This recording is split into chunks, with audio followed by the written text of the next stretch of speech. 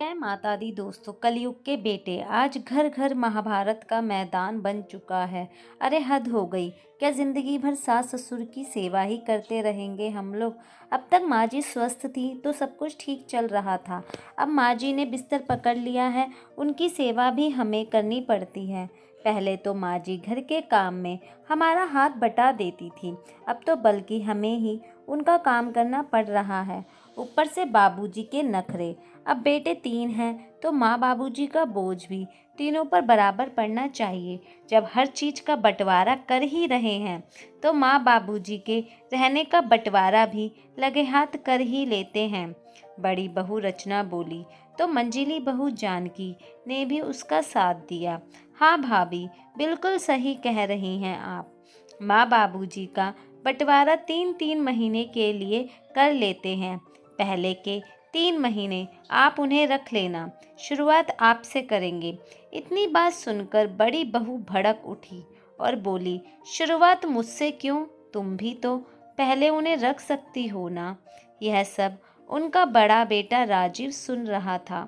तभी वह बोला, अरे अब इसमें झगड़ा करने वाली कौन सी बात हो गई?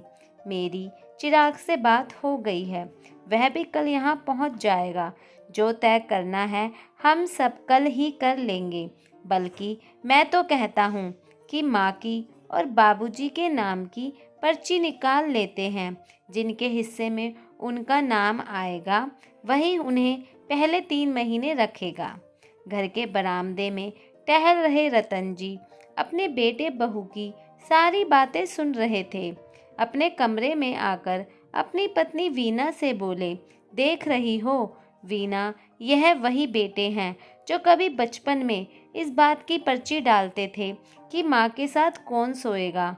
अब हमारे वही बेटे हम लोगों के नाम की पर्ची निकालेंगे कि जिसके हिस्से में हमारा नाम आएगा वह हम लोगों को पहले रखेगा, क्योंकि कोई भी हमें रखना ही नहीं चाहता।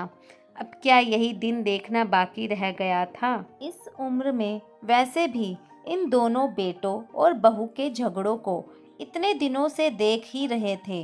अब तो केवल संपत्ति और जायदाद का बंटवारा करने की बातें चल रही थी, लेकिन उन सब से भी इनका मन नहीं भरा, तो अब अपने माँ बाप को भी बांटने पर आ गए हैं।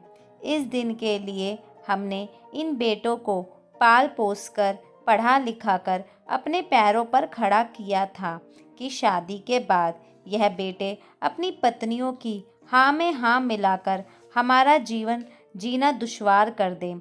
अपने पति रतन जी की बात सुनकर वीना जी बोली, अजी चिंता तो मुझे भी बहुत हो रही है, लेकिन जब अपनी औलाद ही पत्थर दिल की हो तो करा भी क्या जा सकता है।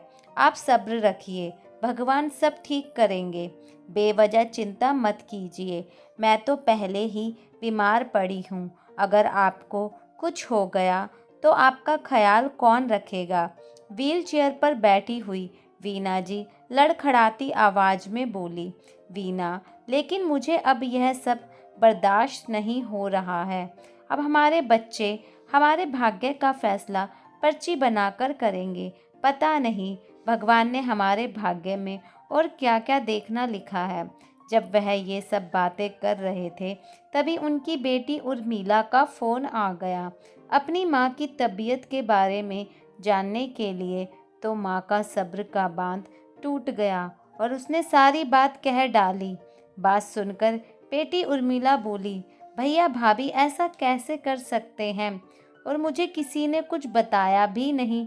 मैं भी कल आती हूँ, कैसे कर सकते हैं वो लोग मेरे माँ बाप का बंटवारा? फिर उर्मिला फ़ोन रखते हुए कहती है, माँ आप चिंता मत करना, आपकी बेटी अब भी जिंदा है। मैं इनको तो कल बताती हूँ। वीना जी और रतन जी फिर फ़ोन रखकर उदास मन से बिस्तर पर जाकर सो गए। उधर हालात से मजबूर वीना जी भी अपने आंसुओं को छिपाते हुए अपने पुराने दिनों की यादों में खो गई। बधाई हो वीना, तीसरी बार भी तुम्हारा बेटा हुआ है। अब तो तुम्हारे घर में धन दौलत की कोई कमी नहीं होगी। जिसके 3-3 बेटे हों उसकी तो ऐसी ऐश होगी तीनों बेटे इसी बात के लिए लड़ेंगे कि अम्मा बाबूजी को मैं रखूँगा। तीसरा बेटा होने के बाद चौथी बेटी उर्मिला थी। उन्होंने चारों बच्चों की शादी कर दी थी। वीना जी और रतन जी के दो बेटे राजीव और चिराग और उनकी बड़ी बहू रचना और मंजीरी बहू जानकी संयुक्त परिवार का ही हिस्सा है। यह दोनों बेटे अपने पिताजी का कारोबार संभालते हैं, जबकि तीसरा बेटा चिराग गुड़गांव में नौकरी करता है। उसकी प्रिया नाम की नौकरी करने वाली लड़की से 7 महीने पहले ही शादी हुई है। उन्होंने बेटी उर्मिला की शादी दूसरे के बेटे के बाद कर दी थी, जो कि दूसरे शहर पंजाब रहती थी, तो माँ बाप से मिलने कम आ पाती थी। कैलाश बाबू की बड़ी बहू और मंजीरी बहू की आपस में बिल्कुल नहीं बनती थी। बड़ी बहू रचना जो भी काम करती वह मंजीली बहू जानकी को वह बिल्कुल अच्छा नहीं लगता था, और जानकी कुछ भी कहती तो रचना हमेशा उसकी बात को काट देती थी। बहुत बार दोनों बहुएं रसोई में ही कुत्ते बिल्ली की तरह झगड़ने लगते और पूरे घर को सिर पर उठा लेती। इस बात का खामियाजा वीना जी और रतन जी को भुगतना पड़ता, क्योंकि रचना और जानकी दोनों में से कोई भी अपने वृद्ध सास ससुर को चाय नाश्ता या खाना देना तक भी राजी नहीं होती। कितनी बार तो दोनों बहुएं पूरा पूरा दिन रसोई में काम नहीं करती थी और बाहर से खाना मंगवाकर खा लेती थी। अपने अपने पति को भी उन्होंने कहा हुआ था कि दोपहर को बाहर से ही खाना खा लेना, और बच्चों को भी स्कूल कैंटीन से खाने के लिए पैसे दे देती थी। देवरानी जेठानी को एक दूसरे का मुंह ना देखना पड़े, इस कारण परिवार के सभी सदस्यों को घर का बना खाना भी नहीं मिल पाता था। बाकी सब लोग तो बाहर का खाना आराम से खा लेते थे, लेकिन वीना जी और रतन जी को घर का खाना ही पचता था। लेकिन किसी को भी इस बात की रत्ती भर भी फिक्र नहीं थी। वीना जी खुद ही इस अधेड़ उम्र में रसोई में अपने और रतन जी के लिए कुछ हल्का फुल्का खाना जैसे दलिया या खिचड़ी बनाकर ले आती। उस पर भी दोनों बहुएं चिल्लाने लगती, माँ जी, खाना बनाने के बाद रसोई कितनी गंदी छोड़ देती हैं आप। अब यह सब कौन साफ करेगा। वीना जी की उम्र हो गई थी और ऊपर से शरीर को भी बीमारियों ने घेर लिया था। डॉक्टर ने आराम करने की सलाह दी थी, लेकिन जब दोनों बहुएं सास ससुर को खाना देने से पल्ला झाड़ गई तो उन्हें ही अपनी जिम्मेदारी खुद उठानी पड़ती थी। वीना जी और रतन जी का परिवार उनके पुश्तैनी मकान में ही रहता था। रतन जी अपनी पत्नी वीना के साथ ग्राउंड फ्लोर पर रहते थे, जबकि दोनों बेटे बहुएं ऊपर की मंजिल पर बने अपने कमरों में रहते थे। वैसे तो यह मकान इतना बड़ा था कि दोनों बहू को ऊपर के कमरों में रहने की ज़रूरत भी नहीं थी। मकान के निचले हिस्से वाले में भी काफ़ी कमरे खाली ही पड़े थे, लेकिन कोई भी बहू नीचे रहने को तैयार नहीं हुई, क्योंकि सास ससुर का कमरा नीचे था और उनसे मिलने के लिए कोई ना कोई रिश्तेदार कभी कभार आ ही जाता था, और उर्मिला भी साल में एक आध बार आ जाती थी। ऊपर रहते हुए उन्हें मेहमानों को चाय नाश्ता भी नहीं करवाना पड़ता था। वह जानती थी कि जो भी नीचे के कमरे में रहेगा उसकी आज़ादी ख़त्म हो जाएगी, और कोई भी अपनी आज़ादी को खोना नहीं चाहती थी। दोनों बहुएं को बाहर घूमने और बाहर का खाना पसंद था, इसलिए अक्सर घर में खाना नहीं बना करता था। यह बात रतन जी को अंदर ही अंदर कचोटती रहती थी कि पत्नी के बीमार होने पर भी उसे ही घर का काम और रसोई का काम करना पड़ता है। इसलिए बहू की हरकतों से तंग आकर एक दिन रतन जी अपने दोनों बेटों को बुलाकर बोले, राजीव और राजेश, तुम जानते हो कि तुम्हारी माँ की तबीयत ठीक नहीं रहती और तुम्हारी पत्नी अक्सर बाहर चली जाती है, ताकि उन्हें रसोई में खाना ना बनाना पड़े, और घर का काम करना ना पड़े। लेकिन यह बात बिल्कुल भी सही नहीं है। अगर दोनों बहुओं की आपस में नहीं बनती तो वह घर का काम बांट ले। सुबह की रसोई रचना संभाल लिया करे और शाम की रसोई जानकी। लेकिन यूं रसोई के काम से बचते रहना कहाँ की अक्लमंदी है। पिता की बात सुनकर दोनों बेटों ने अपनी अपनी पत्नी को समझाने की कोशिश की। पहले तो दोनों यह बात समझने को तैयार ही नहीं थी, लेकिन 2-3 दिन के पश्चात जब दोनों बहुओं के खुद के पेट में दर्द हुआ, बाहर खाना खाने से एक साथ तबीयत खराब हुई, तो दोनों बहू ने घर के काम कब बांट लिया। रचना बहू सुबह का खाना बनाती और जानकी रात का, ताकि दोनों को रसोई में एक दूसरे का मुंह भी देखना ना पड़े। सुबह और शाम दोनों वक्त का खाना अब उन्हें समय पर मिलने लगा था, लेकिन प्यार और सम्मान के साथ नहीं। दोनों बहुएं सास ससुर से बात करना भी पसंद नहीं करती थी। एक दिन वीना जी ने अपनी छोटी बहू जानकी को केवल इतना ही कहा कि बहू, आज खाने में नमक मिर्च बहुत ज़्यादा था, मुझे कम मसाले का खाना खाने को कहा है डॉक्टर ने, और बीपी की भी शिकायत है, तो नमक और दूसरे मसाले थोड़ा कम ही डाला करो। वीना जी के इतना कहने पर ही जानकी ने बवाल मचा दिया और बोली, माँ जी, आप एक काम क्यों नहीं करती? अब दोनों समय का खाना अपनी लाडली बहू के पास से क्यों नहीं बनवा लेती? वह तो मुझसे भी अच्छा खाना बनाती होगी ना, इसलिए तो मेरे खाने में नुक्स निकाल रही हो। एक तो इस बुढ़ापे में आपकी सेवा खिदमत करो, ऊपर से 4 बातें भी सुनो। जरा रसोई में आकर देखिए तो सही, कितनी गर्मी है।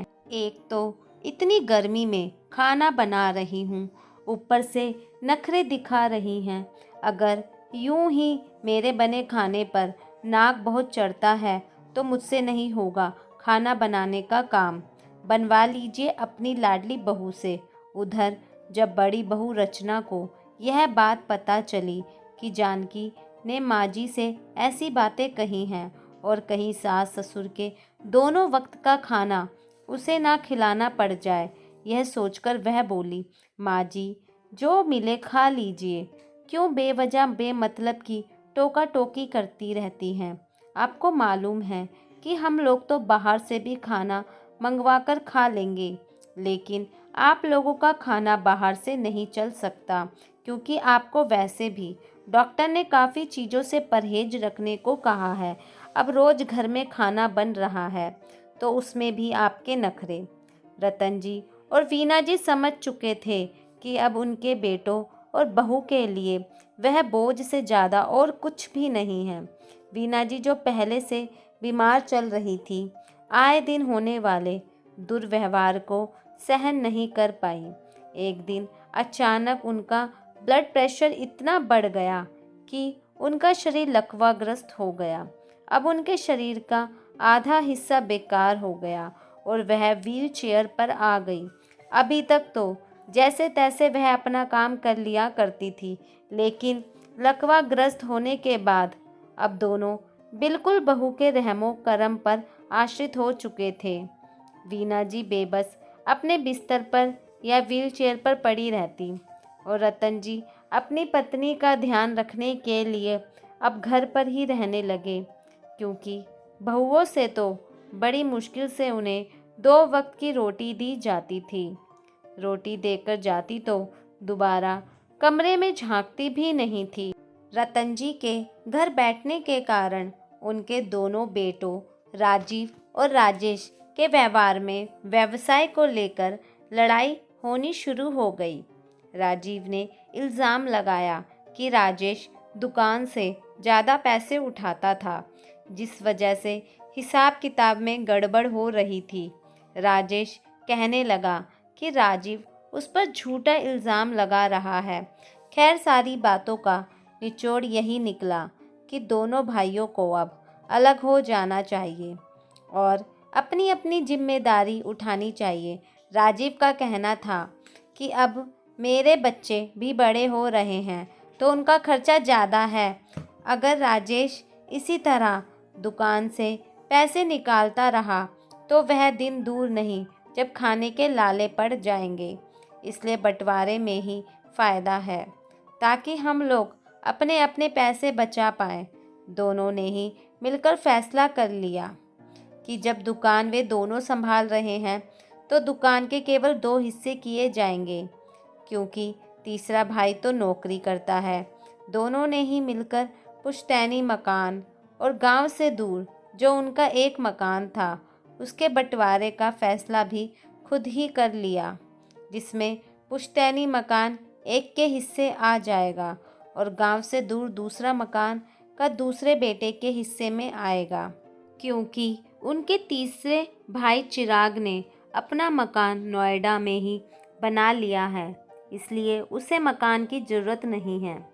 हालांकि गांव की ज़मीन के बारे में उन्होंने विचार किया कि इसके 3 हिस्से किए जाने चाहिए, जो तीनों में बराबर बराबर बांट दिए जाए। ऐसा बंटवारा सुनकर दोनों बहुएं बड़ी खुश हो गई। जानकी अपने पति राजेश से बोली कि मैं तो कब से अलग होना चाहती थी, मगर आप ही नहीं मान रहे थे। देखा आज कैसे बड़े भैया ने आप पर इल्ज़ाम लगा दिया, जबकि मैं भी जानती हूँ वह कोई दूध के धुले नहीं हैं। वह हर महीने दुकान से ज़्यादा पैसे उठाते थे, लेकिन आपने तो कभी उनसे हिसाब नहीं मांगा। हिसाब मांगना तो दूर, सीधा आप पर इल्ज़ाम ही लगा दिया। दूसरी ओर राजीव की पत्नी रचना यह सोचकर खुश थी कि रोज़ रोज़ अपनी देवरानी का मुंह नहीं देखना पड़ेगा, और बोली, मैं तो पहले ही आपसे कहती थी यह दोनों पति पत्नी एक नंबर के चोर हैं। अच्छा हुआ अब इनसे छुटकारा मिलेगा। दोनों बेटे बहू इतने खुश थे कि अलग होने की खुशी में वह माता पिता को तो जैसे भूल ही गए थे। रतन जी और वीना जी बैठे बैठे सब देख रहे थे और उनकी बातें सुन रहे थे और मन ही मन सोच रहे थे, जो बेटा बहू हमें साथ रखेंगे हम खुशी खुशी उन्हीं के साथ रह लेंगे। वीना जी रतन जी से बोली, जो बेटा बहू हमें अपने साथ रखने के लिए कहेंगे तो हम उन दोनों के साथ ही चले जाएंगे। वैसे भी हम बुढ़ों को इस उम्र में चाहिए ही क्या, पर 2 समय की रोटी, इसलिए आप कुछ मत कहिएगा। तभी रतन जी बोले, अरे वीना, मैं बेवजह क्यों फटे में टांग अड़ाने लगा, लेकिन हाँ अगर बात हमारे वजूद पर आएगी तो मैं भी चुप नहीं रह पाऊंगा। कुछ देर बाद जब रतन जी बरामदे में टहलने निकले तो उन्होंने देखा कि उनके बेटे बहू किसी गंभीर विषय पर चर्चा कर रहे हैं। वे सोचने लगे, आज तक जिन बेटे बहू में 36 का आंकड़ा था, आज हर चीज़ का बंटवारा और फैसला करने के बाद कैसे चारों साथ में बैठकर आगे की प्लानिंग कर रहे हैं। तभी उनके कानों में बड़ी बहू रचना के स्वर गूंजे, कल देवर जी के आने के बाद माँ जी और पिताजी के नाम की भी पर्ची निकाल लेंगे। जिनके हिस्से में उनकी पर्ची आएगी, फिर दोनों उसी के साथ पहले 3 महीने रहेंगे। तभी जानकी बोली, भाभी आप फिक्र मत कीजिए, जब सब चीज़ों का बंटवारा बराबर किया है तो माँ बाबूजी के रहने का बंटवारा भी बराबर ही करेंगे। किसी एक के माथे नहीं मार देंगे इनको। दोनों बेटों ने भी अपनी पत्नियों की इस बात में सहमति जताई। अपने और अपनी पत्नी के बारे में यह बातें सुनकर आज रतन जी अंदर तक टूट चुके थे। उनकी तो मानव शरीर में से जान ही निकल गई थी। उस रात तो वह जैसे तैसे सो गए, लेकिन अगले दिन सुबह उठे तो गंभीर सोच में बैठे थे कि अब उनके रहने का भी बंटवारा हो जाएगा। यह सोच सोचकर उनका दिल बैठा जा रहा था। उसी समय उनका सबसे छोटा बेटा चिराग भी अपनी पत्नी प्रिया के साथ घर पहुंच गया और सीधा अपने माँ बाबूजी से मिलने के लिए उनके कमरे में आया। तभी बहन उर्मिला भी अपने पति के साथ आ गई और अपनी माँ को ऐसी हालत में देखकर परेशान हो गए। चारों और अपने पिता से कहने लगे, बाबूजी 1 सप्ताह हो गया, माँ को बीमार हुए, लेकिन आपने मुझे फ़ोन करके भी नहीं बताया। यह तो कल बड़े भैया का फ़ोन आया, तब मुझे माँ की हालत के बारे में मालूम पड़ा। तभी उर्मिला बोली, मुझे भी कल ही पता चला भैया माँ की हालत के बारे में। रतन जी बोले, बेटा मुझे मालूम था कि तू नौकरी में बहुत व्यस्त रहता है, इसलिए तुझे परेशान करना उचित नहीं समझा। और उर्मिला भी संयुक्त परिवार में रहती है। मैं नहीं चाहता था बेटी तू परेशान हो। पिताजी, माँ बाप से बढ़कर भी कुछ होता है क्या? सुबह के 10 बज चुके थे, लेकिन अभी तक किसी ने नाश्ता नहीं किया। यह देखकर उर्मिला और बहू प्रिया रसोई में सबके लिए नाश्ता बनाने चली गई और थोड़ी ही देर में माँ बाप और सभी के लिए गर्मा गर्म नाश्ता बनाकर लाई और प्रिया वीना जी को अपने हाथ से खिलाने लगी। उसी समय राजेश और राजीव भी अपनी अपनी पत्नियों के साथ रतन जी के कमरे में पहुंच गए। उर्मिला को देख के सबके होश उड़ गए, क्योंकि उन्होंने छोटे भाई चिराग को तो बुलाया था, लेकिन उर्मिला को नहीं। बहुएं सोचने लगी, अब ये जायदाद में हिस्सा ना मांग ले। उर्मिला भी उन्हें देखते ही बोली, भैया भाभी, मुझे आप चारों से यह उम्मीद नहीं थी।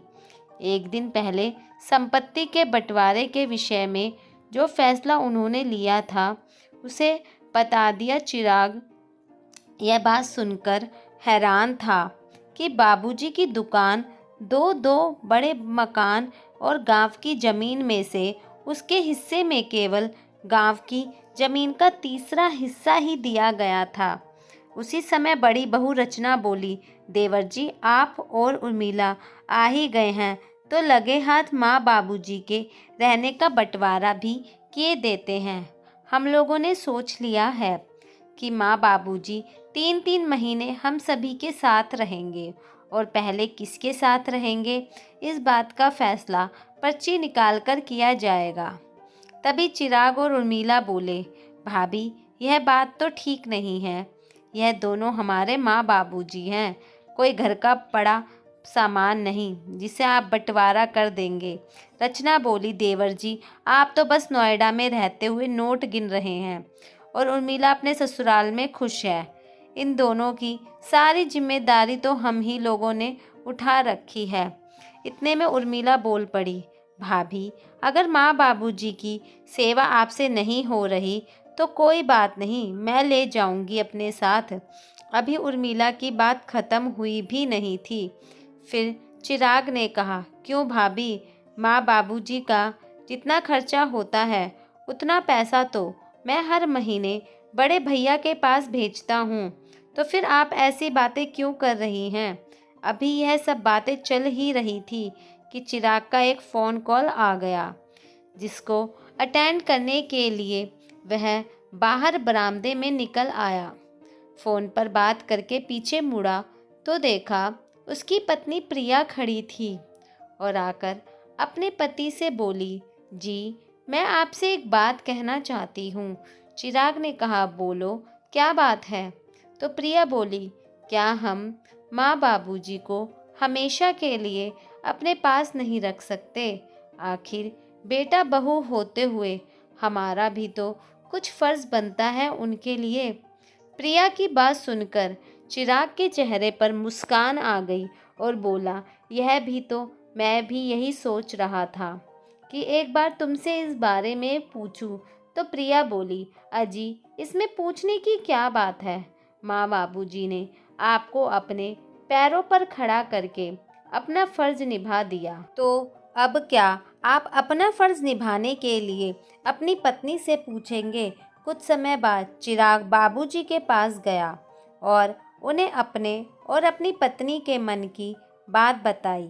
अपने बेटे बहू के ऐसे विचार सुनकर रतन जी का हृदय गदगद हो गया और बोले, तुम जैसा बेटा बहू पाकर तो मैं धन्य हो गया। चिराग ने कहा, ठीक है बाबूजी, हम आप दोनों का सामान पैक कर देते हैं और अब आप हमारे साथ नोएडा रहेंगे। वहाँ चलकर माँ का किसी अच्छे से अस्पताल में इलाज करवाएंगे। मुझे उम्मीद है कि माँ कुछ ही दिनों में स्वस्थ हो जाएंगी। अपने भाई की बात सुनकर उर्मिला की आंखों में आंसू आ गए और बोली, चिराग भाई, मुझे तुझ पर और भाभी पर गर्व है। और साथ ही अपने दोनों बड़े भाई भाभी को कहा, देखा बेटा, यह होता है जो अपने कर्तव्य जानता है। अपने माता पिता के प्रति आप चारों की तरह नहीं, जिसे अपने माँ बाप बोझ के अलावा कुछ नहीं लगते। शर्म आती है आप दोनों को अपना भाई कहने पर।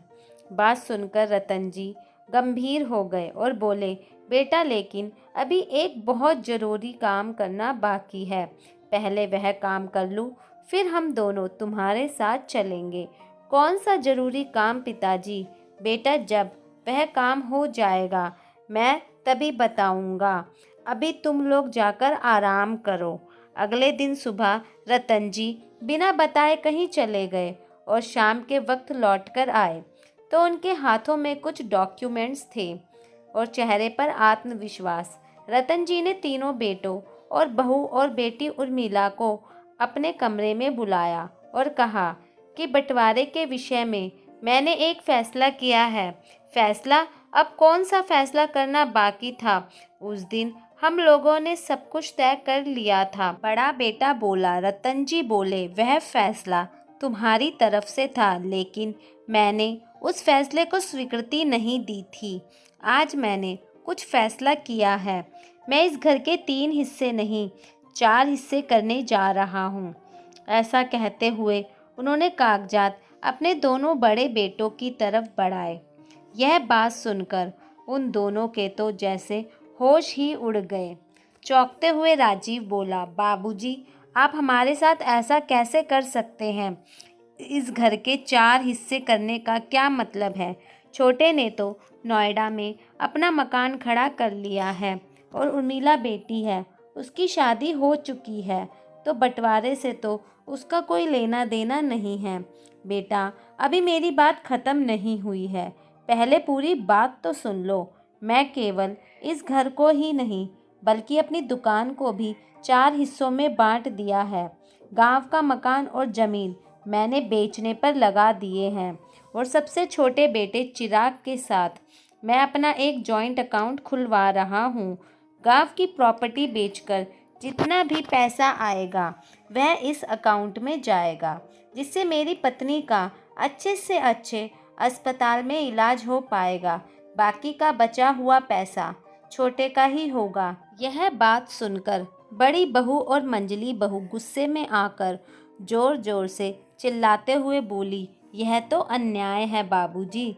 हमने जो इतने दिन आपकी सेवा की उसका आपने हमें यही सिला दिया। कौन सी सेवा बहू? हमें 2 वक्त की रोटी कौन देगा? इस बात का फैसला करने के लिए भी तुम लोग पर्चियों का सहारा ले रहे थे। अपनी माँ का अस्पताल में अच्छा इलाज करवाने की बजाय तुम लोगों को बंटवारे की पड़ी थी। तुम्हारी इस सेवा का ही परिणाम है कि आज मेरी पत्नी व्हीलचेयर पर पड़ी है।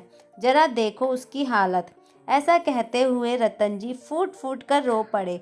अपने पति को इस तरह रोता देखकर वीना जी की आंखों से भी आंसू बह निकले। दोनों बहुएं जो अभी तक बहुत खुश थीं, रतन जी के फैसला सुनाने के बाद अचानक उनकी खुशी गम में तब्दील हो गई। तभी छोटा बेटा चिराग और बहू प्रिया ने कहा, बाबूजी, हमें जायदाद में से एक पैसा भी नहीं चाहिए। हमें बस आप लोगों का आशीर्वाद चाहिए और उम्र भर के लिए आपका साथ चाहिए। तभी उर्मिला ने कहा, बाबूजी, मुझे भी कुछ नहीं चाहिए। आपके और माँ के आशीर्वाद से मेरे पास सब कुछ है। फिर रतन जी बोले, लेकिन बेटा, मैं देना चाहता हूँ तुम दोनों को और तुम मना नहीं करोगे। अगले दिन सुबह रतन जी और वीना जी अपने छोटे बेटे और बहू के साथ नोएडा के लिए निकल गए। वहाँ चिराग ने अपनी माँ को अच्छे से डॉक्टर के पास ले गया। डॉक्टर ने कुछ दवाइयों के साथ स्पेशल डाइट और ख़ास तरह की एक्सरसाइज बताए। प्रिया ने सब कुछ अच्छे से समझ लिया और अपनी सासू माँ की सेवा करने में दिन रात एक कर दिया। कुछ ही दिनों में वीना जी बिल्कुल ठीक हो गई। उर्मिला भी अपनी माँ से मिलने नोएडा गई और उसे स्वस्थ देखकर बहुत खुश हो गई। आज इस कलयुग में तभी तो कहा जाता है, 3 नालायक बेटों की जगह एक लायक बेटा हो जाए तो बुढ़ापा भी नर्क नहीं स्वर्ग बन जाता है। तो दोस्तों, आपको कहानी कैसी लगी? अपने विचार कमेंट बॉक्स में ज़रूर शेयर करें। वीडियो को लाइक करें, चैनल को सब्सक्राइब करें। जय माता दी। धन्यवाद।